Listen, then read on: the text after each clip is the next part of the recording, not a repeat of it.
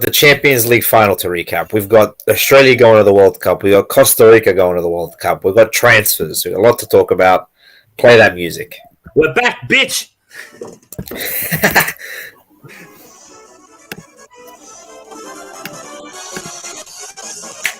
What to do? What to do, baby? Alrighty. Let's talk about the Champions League final because we didn't yet. We have not. A little musty. My what? My audio is a little musty. Yeah, it's peaking. It's peaking. Yeah. What's that mean? It's like you know when he hits the upper register and it just like you can hear vibration. You can actually hear it. You know what I mean? I think either it could be me. Try now, because I think it might be my. Try now what, huh? Does it sound better? Sound the same? I mean, it's clear, but it just kind of. Okay, strange. Anyways, Champions League final. Look, Real complete the whole Cinderella run. Terrific to see. No one expected it from them. Probably not the weak. Like obviously, it's a very strong team. They've got great players. They won the league. You know, it's not a weak team by any means. But in comparison to the previous Real Madrid iterations that have won this tournament, you know, lacking a few of the star power that it had, but still a great team nonetheless. Courtois ridiculous on another planet in that game. He had some good performances from several players, you know, Valverde, Camavinga, Carvajal, Casemiro. I mean, these guys, you know, I mean, maybe Valverde and Camavinga sort of shone brightly throughout the whole tournament, but I mean, Carvajal in particular, he was starting to show his age at some points, and everyone kind of thought, you know, with the amount of firepower that Liverpool has and the fact that they play wide so often that he was going to really struggle out there, but the complete opposite. He turned back the clock. He was ridiculous. I mean, for what you expected from him, he, you know, well exceeded those expectations. Vinny coming in clutch, tremendous stuff. Salah, you know, a bit of a disappearing act, I felt like, anyways. And then, like we spoke about before, Thiago struggled to sort of shine in the midfield because there was so many big names around him. So look, what were your impressions of the final? I think Liverpool bottled it, to be honest. Yeah. After they had a hot start, but they just faded away, and I think they just lost their way. Key players didn't show up. Trent fell asleep at the wheel when the Vinny scored. I just think they were pretty lackluster. That not many shots were created. After maybe the first half an hour in the game, especially after I think it was Mane that hit the post. Well, I just think it's it was just a lackluster. It was just pretty poor from Liverpool. It's just like you're the best team in the world in terms of form. You've been here before. You've got this narrative behind you of like seeking revenge. You know that everyone, including Salah, the players on the team, were talking about. Yeah. Like what more do you need to win the game? Like maybe all right, the delay to kick off, maybe, you know, maybe could have scrambled some nerves and made them a bit more edgy. But I mean, that's a cop out, but you reckon? Yeah, I think it's a cop out. Like you're a paid professional. You're in the Champions League final. All this dribble about my childhood dream, this, that, that's the revenge tour. Yeah. Mate, you're paid to play football, and you gave Real Madrid the easiest game. Maybe 3 or 4 rounds since they came back. Well, that was something that kind of was a narrative that was kind of coming into the final, was that Liverpool had failed to score in several final appearances, and that was sort of coming to a head. And I think this game against Real Madrid was sort of like, I suppose, like the biggest example of that, because not only is it a team that, I mean, they were the favourite going in, Liverpool, quite clearly. And for them to not, you know, if Liverpool, Real Madrid won 2-1, you know, clawed their way back in, that sort of thing, I think you'd be more sympathetic to them. But because they didn't score a goal and really didn't look like scoring a goal for like the last 20, 30 minutes. Before that, I'd probably say coming out of the second half. Yeah, like fair enough. Fight back, but then like maybe 50th minute on. Yeah, it was kind of akin to how Man City played in the extra time period against Real Madrid. You know, where they sort of just disappeared. They just stopped. They couldn't anymore. It's as if the momentum. It's as if the momentum of Real Madrid sort of comeback spirit was just too much for them. Like they were just going along with the script, so to speak. For sure. And that's just kind of like what it felt like with Liverpool. I felt like going into it, there was a high likelihood that Salah was going to struggle to perform. He hadn't performed at a super, super high level for several games going into it. I wouldn't say he was off form. It's just he wasn't in Salah form. You know, he wasn't in like Ballon d'Or winning Salah form. So it was kind of like you felt the need for one of the other stars in Liverpool to step up to really make the difference. But then also we spoke about Thiago, who someone also had a lot of responsibility in this game.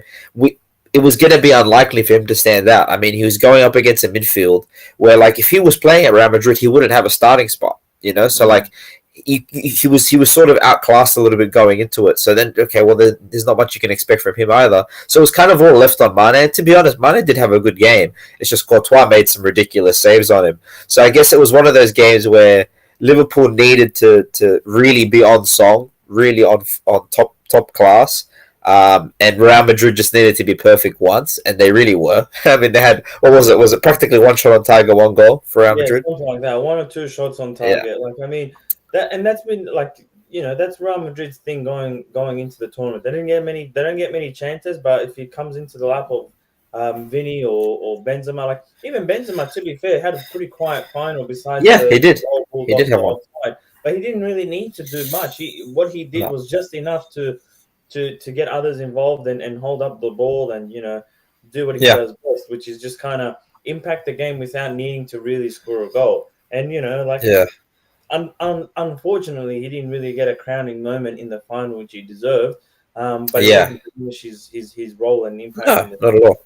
Not at all. But yeah, it's just I think Real Madrid went in there like, look, we just play our game and then we'll deal with it as it comes. Whereas Liverpool, I don't know. I think in hindsight, you know, having to think about it for a little bit now, I think Thiago might have been the wrong option.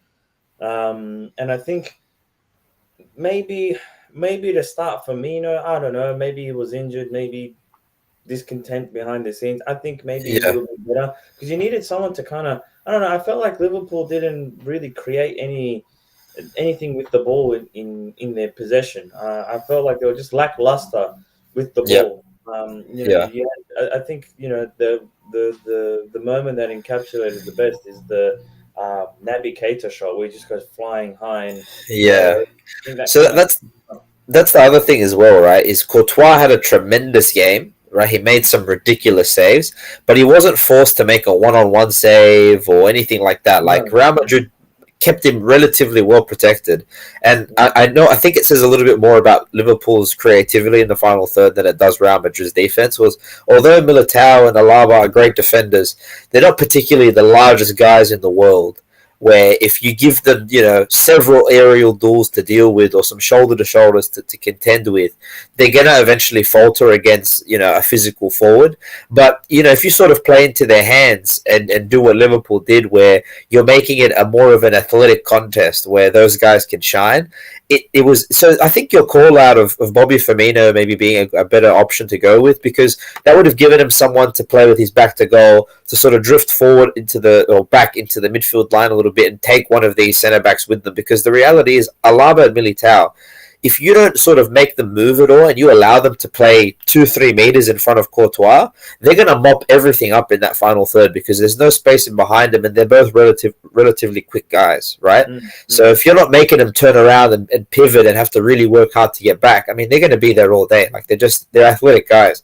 And with Courtois, if you ask him, hey, I don't need you to come out for a single ball today, you know, everything in the final third is gonna be essentially in our defense's lap. All I need you to do is make stops and make saves from long distance shots or a couple of snapshots from within the box. I mean, he was relatively okay and well protected. I think the only chance where it was kind of like all in Courtois' lap and there was absolutely no defensive impact at all really was that time where the ball sort of flicked over and it fell to Salah. And he just kind of ran blindly across and just like spread over to the other side and managed to get a touch on it. That was all him. Like that was all Salah. I mean, all Courtois. And I think also not to discredit him and not to forget about, but I think Casemiro was really good too. Invested Ridiculous. He was that time tremendous. as well. I think maybe if Bobby Firmino was there, it would have been more of a handful for Casemiro, or at least something different to look at, where he'd have to drop into the middle and kind of create a space. I don't know. This is all at hindsight. This is all kind of Of course. knowing how things worked out and looking at it Of from that point. course. But Yeah, but like there was some markers going into it. I mean, like look with Thiago, we were saying before, he's the style of game he has where he's relatively lax. He's not a workhorse. He needs space. That sort of guy. You put him in amongst those all stars of Casemiro, Cruz, and Modric. He's gonna have to work very hard to make an impact in midfield. So even on his best day, he was gonna have a hard time, leaving his mark on the game. This guy was coming off an injury into this game. It wasn't even an assurity that he was going to play. So, like, I feel like if you throw him in with a lack of game fitness and ask him to play above his head than he normally would, I mean, it was kind of a recipe for failure in that aspect, at least. I don't know. I just yeah. I think I think Klopp didn't plan for a plan B. I think some of his substitutions, besides the Firmino one, I think that was okay, but he might have been too little, too late. I think he should have made those subs a little bit earlier and rather be proactive than reactive, and just find something new. Because clearly, it looked like at one point in the second half, like especially after the goal came, like it just didn't look like this plan was going to work. Didn't look Yeah, like there was any way that Liverpool with that 11 at the time and with that game plan we're going to salvage anything from it. So I just think yeah, kind of yeah, Klopp has done this before in the finals, as we touched on, where there wasn't any goals scored, he just went to penalties. I think that's yeah, kind of his thing where he's it hasn't let the game. Hasn't figured out the game at the time and kind of adapted to it. Whereas we've seen Ancelotti multiple times throughout the tournament, bringing on Rodrigo, Camavinga, like yeah, okay, we can yeah. it's pretty much I think to bring them on, but it's a matter of when you bring them on.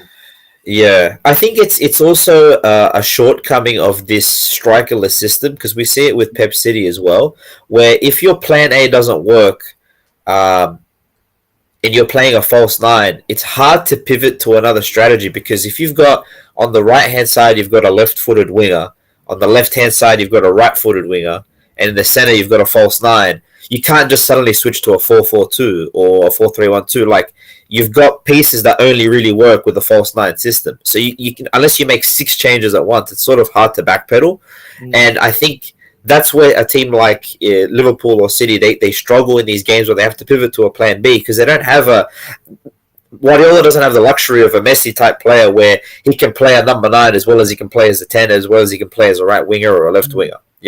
Where it's easy to pivot to other formations. Whereas with the teams they've got at the moment, their plan A is so far ahead and so much more capable than their plan B.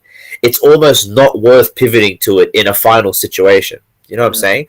Which is Mm. sort of where I think the logic is coming in with this purchase of Darwin Nunez, and as well, likewise, City for Haaland. Right? It's now there's a player there where if we can't play our high level big brain game of like a false nine dropping in, picking up the ball, connecting with the midfield, left wing and right wing running in behind, sort of inverted wingers type thing.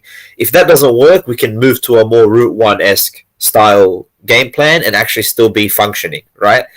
Whereas a team like the Liverpool lineup, for example, when you've got Jota, Mane, and Salah up front, you don't really have a true number nine. You can't just suddenly go, look, these guys are really solid defensively. Let's start whipping some balls in. You can't. You don't have a player to be on the end of those. So, yeah, I think it's like you said, no real shift in gears, and eventually just petered out. It felt like once Real Madrid scored, it was pretty much done. Yeah, 100%. Man, didn't really show much after that, which is a shame, No. really, because Liverpool. We know what Liverpool are capable of. Yeah, It's just a shame that when it came to the most crucial point of their season, they didn't really step up to the plate. But look, I think it's going to be on Liverpool as a whole. I think with the announcement of Mane leaving, yeah, kind of pretty much official, really, going yeah, to Bayern. Um, They've got a ready-made replacement in Diaz, and then obviously with the signing of Darwin as well, who can play in that position, it will be helpful. But also, I think the fact that the big question mark around Salah, still not signing. There's no announcement yet of Yeah, this, and there's no concrete news coming out. It could be a sign of a changing of the guard potentially. I don't know. Maybe this is just I kind of agree. reading between the lines and getting into the getting. I think no matter what it is, because even if Salah signs a new contract, it doesn't make him any younger. No, it doesn't make it. And I think Liverpool did the right thing with Mane because like if he's after a new challenge, right, and he wants to make one last big check, he's 30 already. I think he turns 31 Yeah, this year, right? yeah, So yeah, it's kind of like at Chelsea's policy with over 30 with the players over 30, where it's like kind of you're on limited time now. You're in your final yeah, stretch. How much more can you give us really after the age of 30? And some players are exceptions to the rule, but most cases, there's a markable fall off between yeah, the season and anything after 30. And with someone like Mane who relies on speed, technicality, and getting in behind, how much more does yeah, he give in his legs? And he's played grueling seasons. Liverpool's practically played every competition to the end, yeah, even the league, where it comes down to the last day. So he's got a lot of miles, AFCON as well, being a World Cup. yeah. He's got a lot of miles on his legs, and if he's not interested, I think this year was probably not his best season. I think he wasn't as effective as No, usual. I think his tally kind of 16. I think it was like 16 goals or yeah. They happen to be very important because they were just as Salah started to peter out a little bit towards the end of yeah. the season, and he Mm. started to chip in with some goals that really helped keep the momentum for the chase to the title. So like. I agree with you. The output is nowhere near any of his best seasons, but it's like success wise. I mean, they won a couple titles with Liverpool. He's won the AFCON. Like I think it's a relatively successful season for him. But I do think it's also one of those ones where it's kind of clear, like okay, he's probably hit his ceiling for us. It's going to be diminishing returns from here out. Let's cut ties and start to shuffle the deck a little bit. Also, We'll get rid of him. exactly, and get a good price for him too, because although he's a very very good player, to get 30-40 million for a 30-year-old is not that bad. Yeah, exactly, and to get that out of Bayern as well, they're not a team that throws around money recklessly. They generally do their research and make the right move most of the time. But yeah, to get a Henderson from not too bad and leave on good terms. I think that's another thing. Let the club, fan favorite, walk out on good terms and let him continue his footballing career post Liverpool. Which is an underrated thing. But I think also on the flip side, Real Madrid, no Mbappe. Mbappe does a U-turn. They get Tchouaméni for 100 million. Big fee. But I think that's going to be a great addition to their side. That trio of Camavinga, Casemiro, and him is going to be crazy. And being able to take off Modric. All Cruz and bring on Tchouaméni. It's huge. I think they've built the foundation for their midfield. I mean, with Tchouaméni, Camavinga, and Valverde, I mean, you've got three dynamic box-to-box midfielders who can really do everything pretty much in the midfield. So you can sort of mold them. I mean, I'm going to be interested to see how they try to pair them together, who's going to be given what sort of roles and responsibilities, because it really just comes down to preference of how you like the role being performed. I mean, do you like a particularly direct ball carrier? Well, then you can assign Valverde to that role. Do you prefer more technicality and ball movement in the final third, where you've got Tchouaméni? Do you want someone who's got more physicality and can crack it from distance and also run in behind, where you've got Camavinga? So you can use them in various different ways and sort of in different structures. So I'm very curious to see what they build them into, So okay, well, let's get into the final qualifiers here before we get into the transfer wrap up. Socceroos qualifying for the World Cup against all odds, against the picks here on the podcast, against really everything. I mean, no one expected it. Public holiday given in Peru for the game for all the public to stay off work and watch it, and 12,000 Peruvians making their way to Qatar to watch the game. In comparison to only 1,000 Aussie fans making the trek. So ridiculous from Australia, in my opinion, to defy the odds and win it on penalties. Peru, super nervous the whole way through, I reckon, just watching their Mm. game. No creativity going forward at all. And yeah, just sort of like a sad end to their qualifiers. I mean, they fought really hard. The South American qualifiers are the hardest in the world, in my opinion. And for a team like Peru, overperforming the whole way through the season, having to win their last 4 games or I think it was like a win 3, draw 1 or something like that in their last 4 games and getting it done. Really tough stuff for them to get through to the spot they got to, and literally falling down in not just the final hurdle, but also the lowest hurdle. Like if it's like all of them were one level throughout, and then the final one that was like baby steps. That's the one that took them out. It's really sort of embarrassing for them, in my opinion. I think it's a rebuild time for them. I feel like anyone 30 or thereabouts, just don't call them again from the national team. Yeah, Just start again. do what the Italians did. Just bring all the youngsters in. It's like we'll figure it out. We'll just bring all the youngsters Honestly, that have any modicum of talent, and then we'll figure it out. yeah. Otherwise, they're going to kill their coach because Gareca was just pulling his hair out, just trying to get through the players. Like, come on, lads, they don't have anything on us technically. Like, the Peruvians could stop the ball, turn around, pass this way, pass sideways. They could control the ball as much as they wanted. It's just that the moment that they tried to get forward, they had no creativity really, and they made everything a 50-50. Where the Australian team is full of physical players. If you're trying to just flat track bully them down the line and get crosses in and stuff like that, you're playing into their hands really. They needed a bit of magic in there. And there was just no inspiration at all from the Peruvian team, and just sort of really sad way for them to end their campaign. But great for Australia. 100%. They lost it to a dance. On Yeah. the ball. Everyone, I know there's a bunch of people everywhere. Flabbergasted that Ryan was taken out for Redmayne. Yeah. He's been pretty lackluster in the A League, and then Yeah. with one stiff hand changes the narrative around him and becomes Yeah. It's funny how life works. But I mean, look, credit to everyone for finishing their penalties. I think that's the biggest. Yeah. You gotta get him in the net first for that to happen, so that That's true. Red team can get a chance, or the other team misses. You just have to make sure you slot yours in, and then the rest where the cards lay. But they were well helped out by Redmayne's beautiful shithousery, throwing away the goalkeeper's bottle with all the instructions and sort of insights as to which way the players may take their penalty. So I thought that was tremendous, because that's sort of like South America's moniker. Whenever we go up against the international games, is that we've got that sort of we call it viveza, which is just another nice way of saying shithousery, right? But it's great to see Redmayne do it. It's great to see him do the dancing on the line. It's great to see him make the save. It's another iconic moment for Australia. I'm glad now that when World Cup, the World Cup discussions come around and we start seeing the promos again, there's going to be a different highlight reel other than Aloisi scoring against Uruguay. There's just something else there now.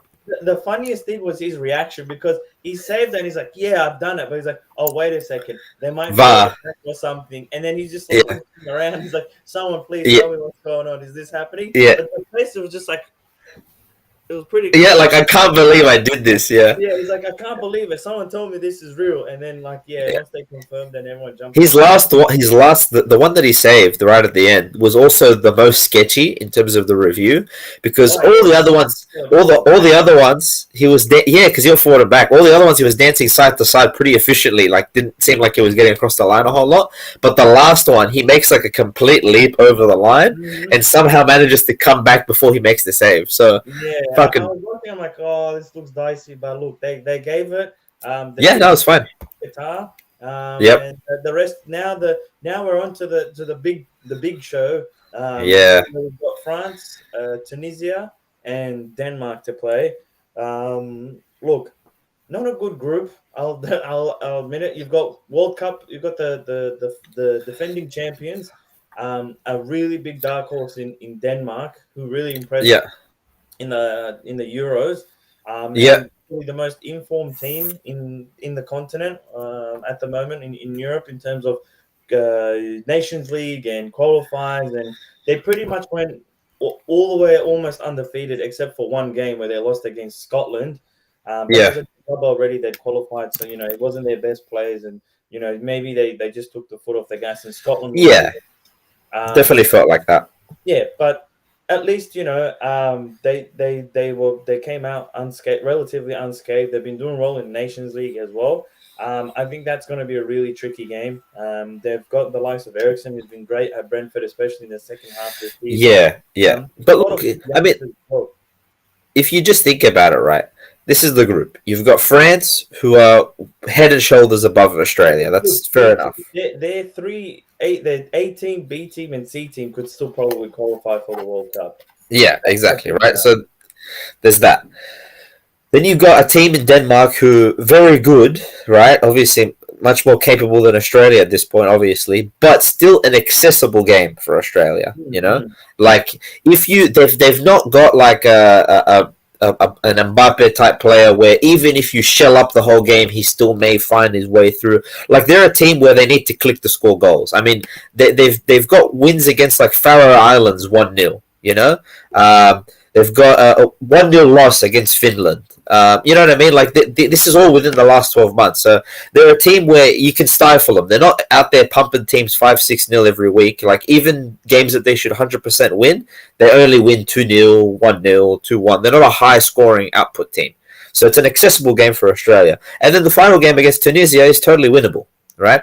So how much more could you ask for from a group in the World Cup? You got a team that's definitely going to smack you, a team that you've got a puncher's chance against, and then a team that's accessible, right, and potentially winnable game. You're not going to ask for much more than that. I mean, what else could you do? Where would you trade places to? I can't really see anywhere else. Yeah, exactly. I think it's got a bit of everything in there. I'd hate to be in a group of death.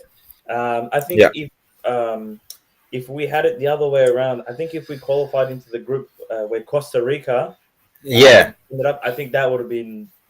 Yeah, let's go. Let's go to that then. Costa Rica, they qualified. Do you have anything else on the Australia game before I move on? No. Look, to be fair, I think it's still fuck Graham Arnold, and he still needs to get sacked. I think he got absolutely bailed out. But I think agreed. As a fan, go into it with positivity because it is tournament football. Anything can happen. Punch and chance, as you said. So maybe that one time we swing for the uppercut, knocks out.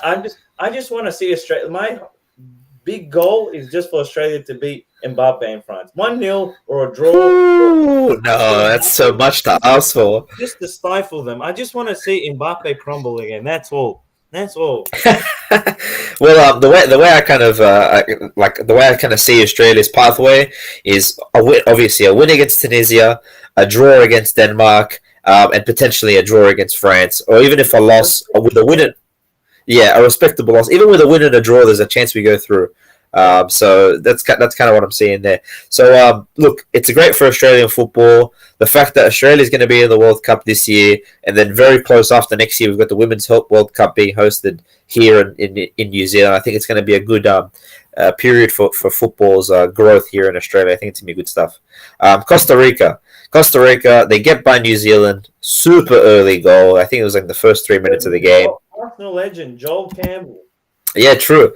And look, not much in it, to be honest with you. Some chances created here or there for New Zealand, but it felt like Costa Rica was in cruise control after they scored the goal, to be honest. But like you said, they end up in a super sketchy group: Costa Rica, Japan, Spain, and Germany.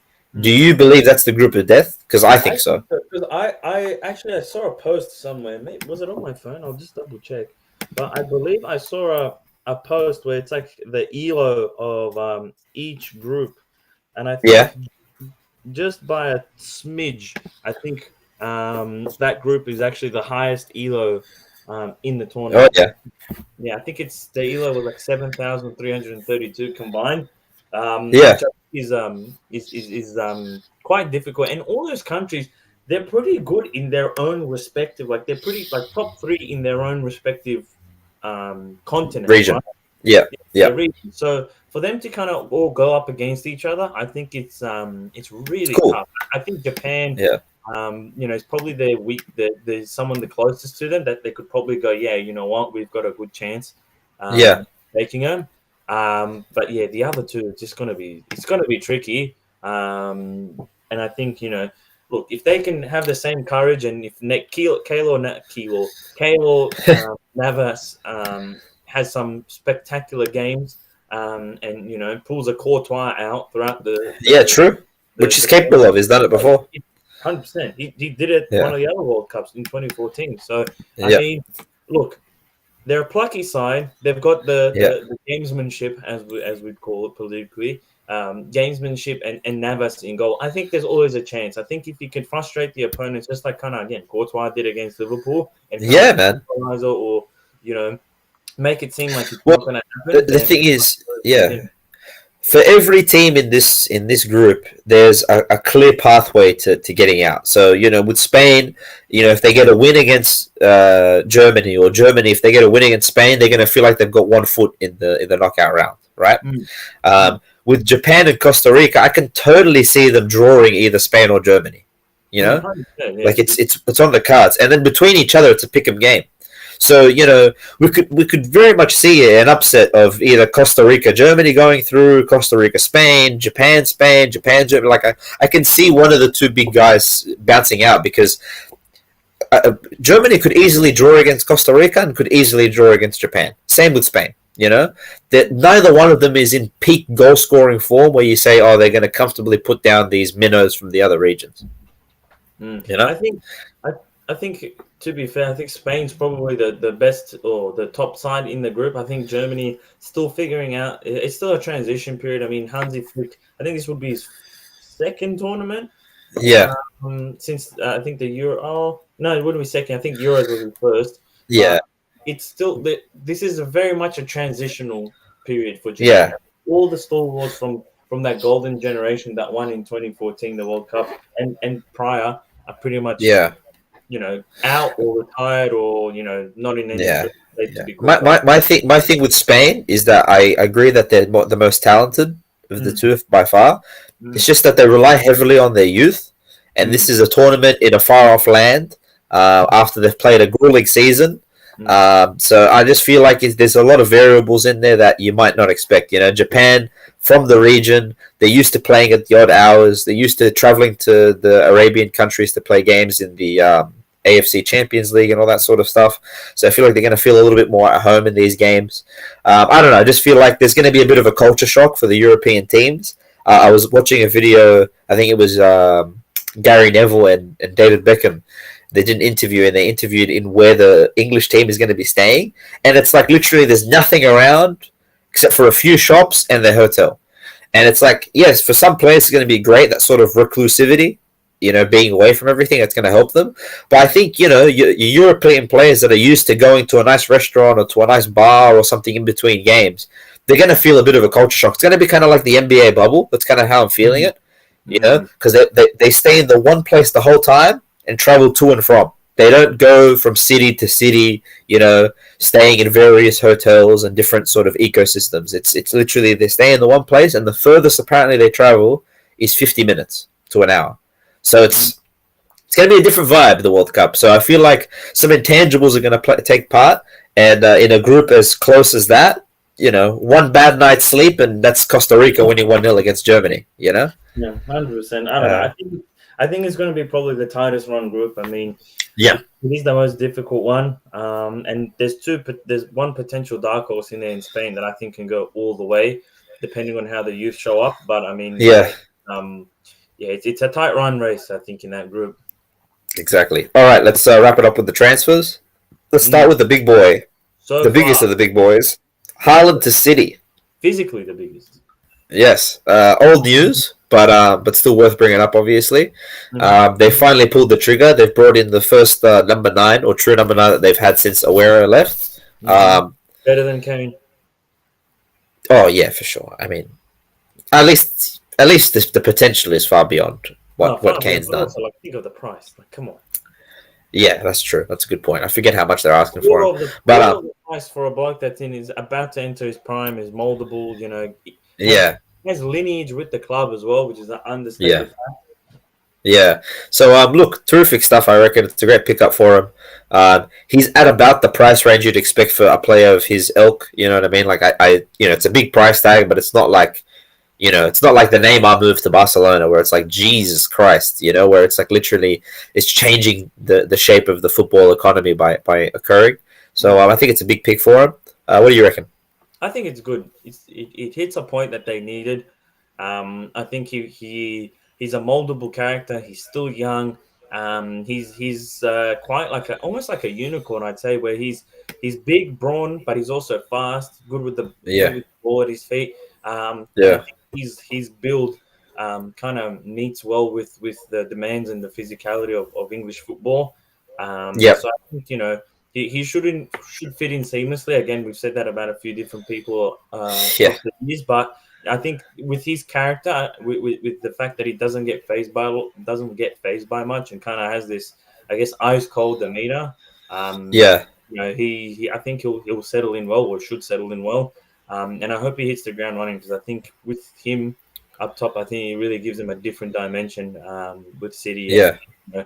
him, Kevin De Bruyne, Foden as well, Bernardo I'm, Silva. I'm keen. I'm keen to see tactically, how they implement him because uh, he will fundamentally change how they play. I mean, he's not, although he's good with the ball at his feet, he's not going to roam around from flank to flank, or dropping deep into midfield to pick the ball up and play some 1-2s. Like you want him near the goal. Like that's just the reality of it. Mm. So I'm curious to see if someone like Jackie G, for example, can start to make more of an impact by being a playmaker closer to the goal in the final third, stuff like that. I'm curious to see what levers is Pep going to pull to get the most out of Haaland, because I don't think it's quite as simple as just dropping him into Manchester City and away we go. I feel like there's going to be some more outcome you can extract from him if you use him the right way. And I think Pep's going to be doing a lot of thinking over the summer trying to figure it out. Um, Darwin to Liverpool. You've heard it talked about 1,000,001 times. Liverpool come out of the woodwork and like just seemingly just snatched Darwin away from United. It felt like, because Mm. it felt like the only real Premier League club that was making a concerted effort towards him was United, and Liverpool just came up and was like, "Look, we've done our scouting. How much you want? All right, done." Mm. 4 or 5 days later, the Mm. boy's got a jersey in his hand. So Yeah. yeah, look, big signing for him, I reckon. Huge signing. I think he plays out wide. He fills in a gap left wing, but he gives a different dynamic than a normal out and out winger. He's Yeah, big, tall, kind of built like a striker, but with the pace of a winger, and yeah, kind of the traits where he gets in behind. I think. Look, he's going to take time to adjust, especially coming from the Portuguese league. yeah. Um, Agreed. those ones are always the most difficult to kind of gauge, because the Portuguese league is kind of hit and miss. But he performed well in Europe, which is always a good, a good metric to kind of look at, considering Yeah, that it's tougher opposition. But yeah, I think, look, it's a good signing for them. The price tag, I was a little concerned, but I mean, at the same time, if you're going to offset it with a sale, and open up yeah, more game time for him, and yeah, young, like, I mean, Chelsea paid 95 million for Lukaku, and look what's come of it. So I mean, if you yeah, see potential, I mean, you might as well shell out, and then at least you can recover a portion of it, or it works out. You know what I mean? And I think yeah, yeah. it worked out a little bit. I don't remember many failures that were solely down to the price. Well, the people that he's broken the bank for is Van Dijk and Allison, and that's two of the top 10, 15 players in the world. Mhm. So like it's a terrific hit rate. Then you just look at the sort of player he is. I mean, like, even at his worst, he's a big, strong, direct forward who works really hard, is willing to press, good in the air, can finish with both feet. I mean, Mhm. he just fits the Klopp system. You know what I mean? At the very least, he'll be impactful. It's just going to be like, is he going to be impactful to the point where he's reached the potential of that price? Mhm. And is he the sort of player that will compete with a Haaland or an Mbappe in terms of output? Is he going to score that many goals consistently, or is he just going to be a very, very good and useful forward for Liverpool, and he's still going to just be another sort of cog in the system? I think he's got a very high floor, if that makes sense. It's just I'm not really sure where his ceiling is. Yeah, that's the thing. And I think he also adds a nice direct dimension to Liverpool. I think there's a lot of wingers and a lot of what do you call it? a lot of wide players, like a lot of Yeah, technical. There's not many players that kind of just brute force like he does and just kind of runs right at everyone yeah. and has to Also, compete with the bully ball. yeah. Also, the reality is when you've got fullbacks that can cross and deliver long passes the way in which Robbo and Trent do, it sort of almost is a bit of a it's almost sacrilege to not have a big fast outlet for them to be looking for, right? I mean, Mm-hmm. how long have they been at the top of their powers? I mean, at least 3 years now, Robbo and Trent. So for them to essentially play without a true forward and rack up the assists like they do, I mean, you kind of think you start to fantasize a little bit about the perfect target that is Darwin Nunez for the sort of delivery that they can make. So I mean, as much as Mane and Salah, they're great runners and they're great at getting in behind. They're just not the same. The sort of ball you have to play to them is wildly different to what you can play for Nunez. I mean, Nunez, you can just stick it up in the air. It's ridiculous how high he can get up. Sort of like, I don't want to put that sort of pressure on him, obviously, but the comparison I put him is like a Ronaldo-esque, where he's big, he's large, but he's very agile. He's not just good in the air because he's 6'2".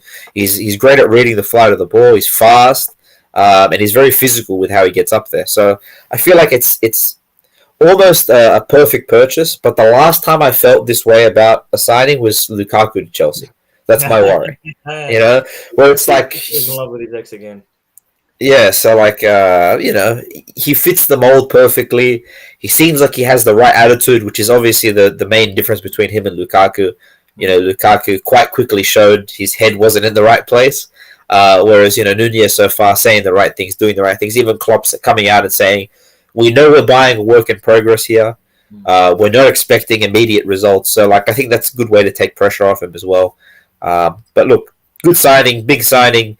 I think has a lot further to fall as a bust than what Haaland does, just because of the price tag and what we've seen. Because Haaland, I think you can kind of stomach the price a little bit more. He's earned it a little bit more, in my opinion. But at the same time, at the end of the day, you're getting a big, strong, tall forward that scored 30-plus goals in the top 10, top 5 European league, as well as making his mark in the Champions League. So it's a pretty fair, reasonable bet, I'd say.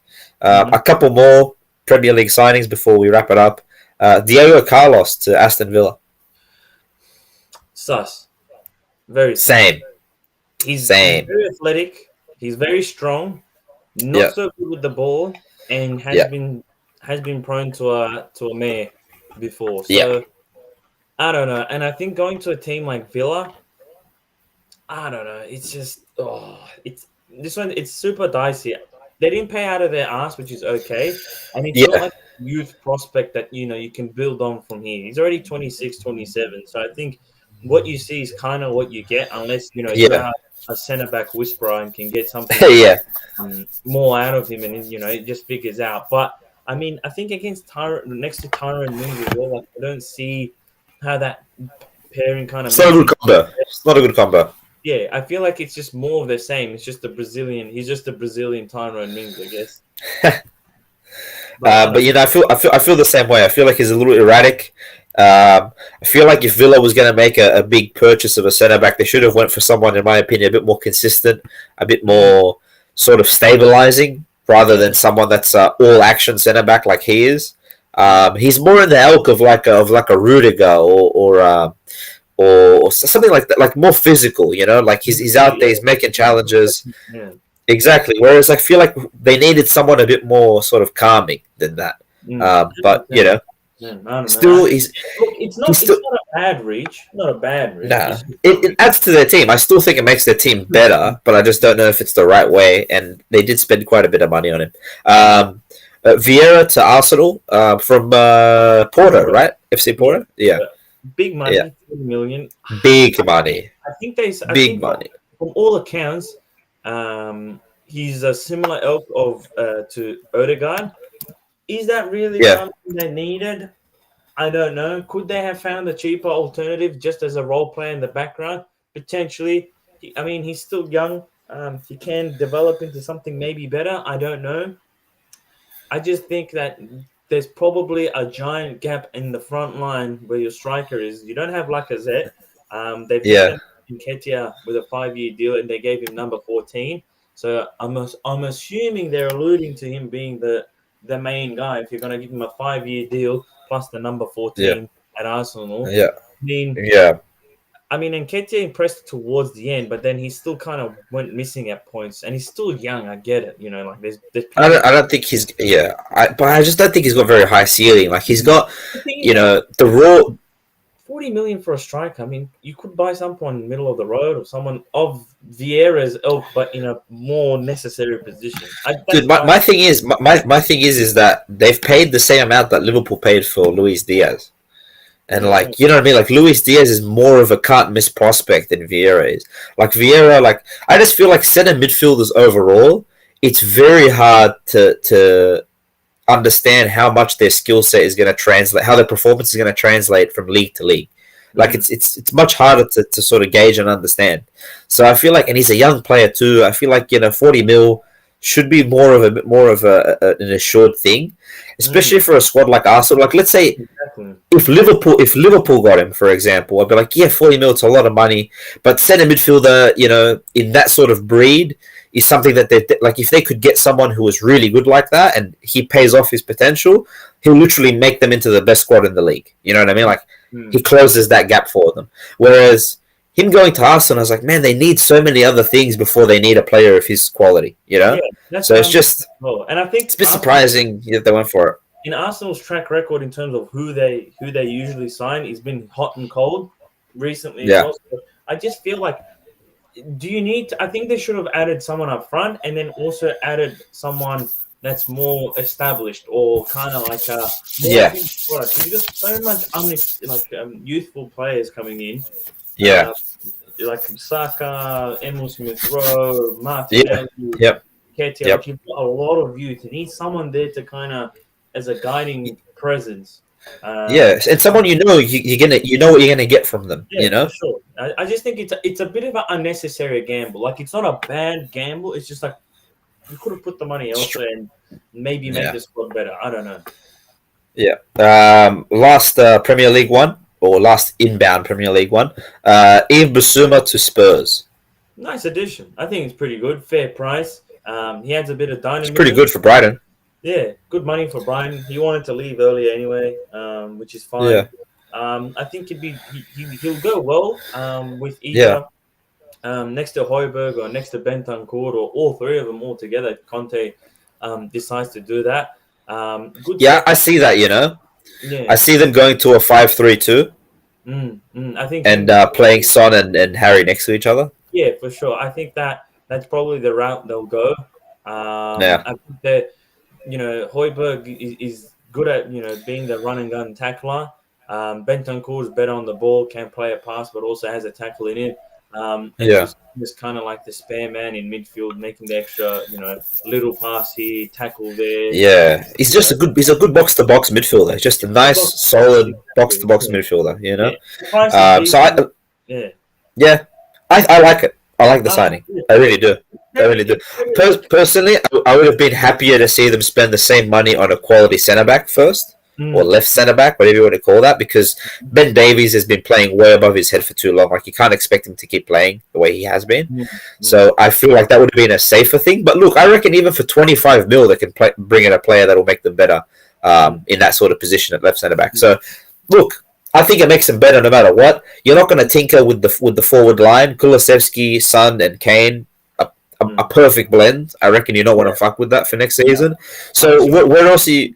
Background or like a replacement, something like that. Yeah, maybe. I mean, like maybe a super sub. Lloris, you're obviously not going to change. So if you're not going to change your back line, you're not going to change. I mean, you're not going to change your goalkeeper. You're not going to change your forward line. And you've got one move to make in the back line. Then all you've got left is to upgrade the midfield. So I think it's a reasonable move. Look, not a big risk, not a big gamble. Smart move, safe move, if that. Yeah. It's another set of legs for Champions League. Yeah, for sure, 100%. And I think also to your point where you mentioned the centre back, who will they really sign at the moment anyway? That would be a standout person or someone that will slot right into. I'm waiting for someone to make a move on that Josko Varadol guy. I think he's at. Yeah, Guardiol, yeah, that guy. Yeah, I'm Guardiola. waiting for someone to make a move on him because he's big, he's strong, and he's a left-footed centre back that can move. He's pretty agile. So Mm. I just feel like, that's perfect for Conte. Something like that. But at the same time, he's not a sure thing. He's still a young prospect. Yeah, for sure. So I think they can for like 25, 30 mil. I think they can bring someone in that will do something good. It would just have to be someone that isn't world class, so to speak. Someone Yeah, that's either up and coming prospect or like a Diego Carlos ilk, where you're gonna get a reasonable, decent quality centre back. Just don't ask too much from him. But mm. they've already got they've already got their main centre back in Romero. Is it Romero? Yeah, They've already got the key, the leader, the Ruben Diaz, the Virgil van Dijk, that sort of ilk. They've got that guy already. So they just need someone who can put in a shift so they're not relying on Ben Davies and Eric Dyer to continue to play above expectation. Because I think it's just the Conte effect for now. And eventually, when the calendar starts to thicken up for them, I think they'll start to fall off. 100%. But also, I think they're waiting for a few sales. Like I think they're waiting for Bergwijn to be confirmed. Yeah, true. Sanchez, Lo Celso, even Ndombele. I think they're trying to get off the book. Obviously, they're trying to get off the book. So I think maybe if the cash frees up, they'll definitely sign somebody. Yeah, yeah.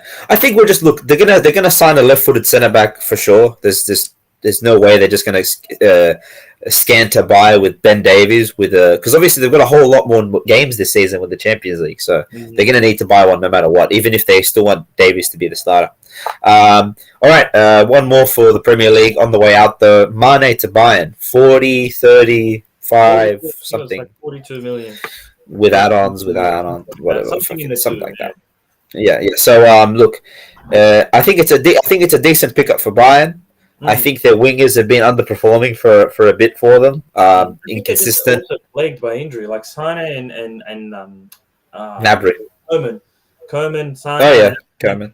Gnabry on the right side is pretty much a lock.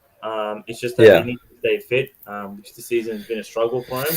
But I think, Mane on the left side, especially when Coman's out, or not on form, I think he's a great addition. He's smart. He comes from a team where pressing and high intensity is the way they play, which is Nagelsmann's MO as well. So I think that's a addition as well. Lewandowski's on the way out, so maybe he's the guy to kind of help cover some of those goals as well. At least half of those goals he scores a season. So not a bad look. If they sign him and they get good 2-3 years out of him, good cup run in the Champions League. Considered he's a consummate professional, so I don't see behavior being an issue or him stickler in the team. My only thing with Mane going to Bayern is that he's going from a place where he was a lock pretty much as a starter to now there's a potential for, if he doesn't start super hot, he could quite quickly find himself fighting for position.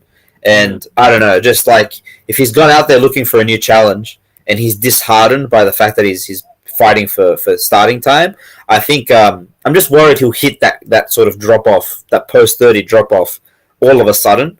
When he's finding himself in rotation rather than being heavily relied upon. So that's my only fear is that happening. But other than that, I think it's a good addition to the team. They've not had stability in his position for a while. So and Lewandowski going, so you got to make a move somewhere. Yeah, 100%. I think it's another safe move. Like if it goes wrong, you go, well, look, he was 30. He was you can say he was a system player at Liverpool, whatever the case may be. If it works out, like, look, I got another good 2-3 years out of a class player, so works out. And one we already touched on before was Tchouaméni to Real Madrid, but another one to Real as well is Rudiger. That's done and dusted, signed on a free. Yeah, that's I think that one kind of we already knew for a while, but that's my one is who does he replace? Does he replace Alaba? Does he replace Militao, or is there a 3-back in there somewhere? There's maybe a 3-back in there. That's a good question. I mean, look, the reality is that the squad that Real Madrid have built now is so versatile and so full of hard-working, dynamic players. Like, you could quite easily go to a 3-back with Alaba, Militao, and Rudiger, and you could throw any combination of Tchouaméni, Cruz, Modric, Casemiro, Valverde, and Camavinga, and they would work. Because you could put Valverde and Chouameni or Camavinga in the wider slots, and you could put the other boys in the more central positions. Or you could use your fullbacks in those roles. Like they're very dynamic of a team at the moment now with these additions, I reckon. But I think the most natural move is going to be Alaba will go to left back, and Rudiger will step into the centre back role, and they probably will remain relatively unchanged tactically. Okay. Because, I just think that Mendy, he's a decent player, but I think like you look at that Real Madrid team, and like that's where your eyes are drawn to. Like there's the team is of a certain class, and then there's him. Like he's not a bad player, so to speak, but it's just like he doesn't start for a lot of the best teams in the world right now. You know what I mean? Like he's really there because there's not a whole lot of options, outside of him. I think he puts a good balance to the team. I think personally they might shuffle him over to the right side, but it's just a matter of and that's interesting. Play the right back. I think having him as a safe as houses, more defensive minded guy on the right side. Like an Alaba or Rudiger. Come in behind when they go for a meander forward. Isn't a bad shout. And plus, his workload's reduced on the right side because he's not having obviously Vinny does come back, but he's not forward in defense or big figure that can humble someone with the ball. So I don't know. I think I'm curious to see how it works out because that's 2 summers in a row that they've got a really really good centre back for free. Maybe like what, if it doesn't work out, you can get him and make some money back. Get the man. Back at least. I think it'll work. There's also a chance that we see Alaba move into the central midfield roles. Remember how he was banging on? Remember he was banging on about how he wanted to go to a club that would let him play centre mid. Maybe this was their plan all along. They said, "Look, you cop your first season here as a centre back. You've got Modric and you've got Cruz that are aging out of the team. We've got some young centre backs that are hungry for their position, but we're going to need some veteran leadership in there for at least a few years." If he plays half his games at centre back or left back and the other half at centre mid, I mean, I think he'd be quite happy and he can quite comfortably play that role. And I'm just thinking like the combination of Camavinga, Modric, and Alaba or Casemiro, however you want to play it. I mean, that's a very, very balanced midfield, no matter how you look at it. So I think it's a good pickup. It's for free. They're the Champions League winners. They're the league winners, and they're adding probably one of the best top 10 centre backs in the world right now. So I think they've done very well for themselves. And so far, in my opinion, they're winning the transfer window. Price for Chouameni might have been a little too high. I don't know if he's $100 million player yet, but look, I had him as 80. Is he 100? That's crazy. He's 100, but look, maybe that's with add-on. Maybe that's the total deal. Okay. Still, that's a big price tag. Big money, but look, if he's the can't miss prospect that everyone is saying at the moment, and he has shown, then look, it's gonna be something that we'll look at and go, fair price. He's exactly.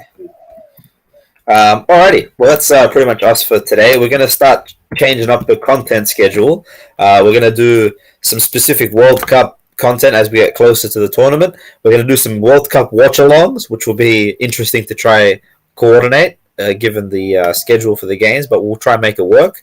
And we're going to start doing some more YouTube dedicated content as well. So keep your eyes and ears open for that. Thanks for watching. Thanks for listening. All glory be to Bozza. Play that music.